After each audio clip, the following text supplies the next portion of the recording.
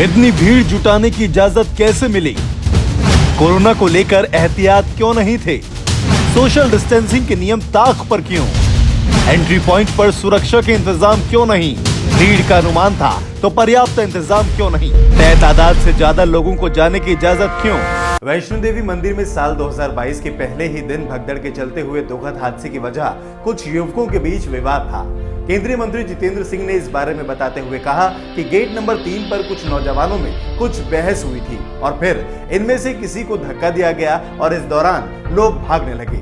इस विवाद के चलते भगदड़ की स्थिति पैदा हो गई और 12 लोग मारे गए। इस हादसे में 14 लोग जख्मी हुए हैं, जिन्हें वैष्णो देवी नारायणा सुपर स्पेशलिटी अस्पताल में भर्ती कराया गया। इनमें से कई लोगों की हालत गंभीर बनी हुई है। केंद्रीय मंत्री जितेंद्र सिंह के अलावा जम्मू कश्मीर के डीजीपी दिलबाग सिंह ने भी युवकों के विवाद को हादसे की वजह बताया। उन्होंने कहा कि दर्शन के लिए लाइन में लगे कुछ लोगों के बीच धक्का मुक्की हुई, इसके चलते भगदड़ मच गई।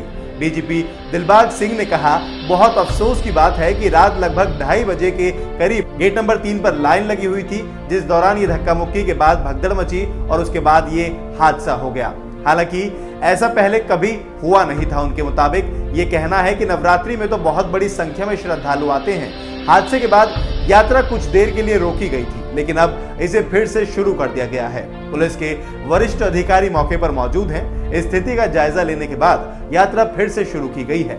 इसी बीच केंद्रीय मंत्री जितेंद्र सिंह ने जानकारी दी है कि पीएम नरेंद्र मोदी पूरी घटना पर नजर बनाए हुए हैं। उन्होंने कहा है कि मैं रवाना हो गया हूं और वैष्णो देवी पहुंच रहा हूं।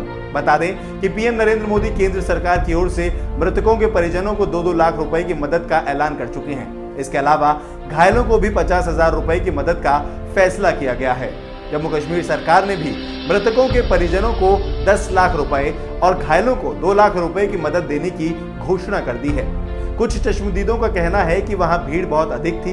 दर्शन के लिए जाने वाले और दर्शन करके निकल रहे लोगों में धक्का मुक्की हो रही थी। चश्मदीदों का कहना है कि रास्ते में उनकी कहीं पर्ची की जांच नहीं हुई। भीड़ को नियंत्रित करने के लिए पुलिस कर्मियों को और श्राइन बोर्ड कर्मियों की कमी नजर आ रही थी। वैष्णो देवी मंदिर परिसर के ड्यूटी ऑफिसर जगदेव सिंह ने बताया कि मृतकों में एक शख्स जम्मू कश्मीर के ही राजौरी का रहने वाला है। इसके अलावा अन्य 11 लोग देश के अलग अलग राज्यों के हैं, जिसमें गाजियाबाद, हरियाणा, दिल्ली शामिल है।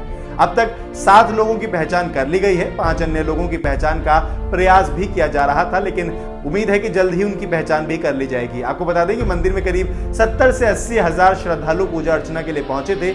एक स्थानीय दुकानदार ने कहा कि श्राइन बोर्ड ने श्रद्धालुओं की संख्या तय नहीं की थी। उन्होंने कहा कि त्रिकुटा हिल्स में ज्यादा श्रद्धालु नहीं ठहर सकते हैं। ऐसे में उन्हें कटरा बेस कैंप में ही रोकना चाहिए था और उनकी लिमिट तय कर देनी चाहिए थी।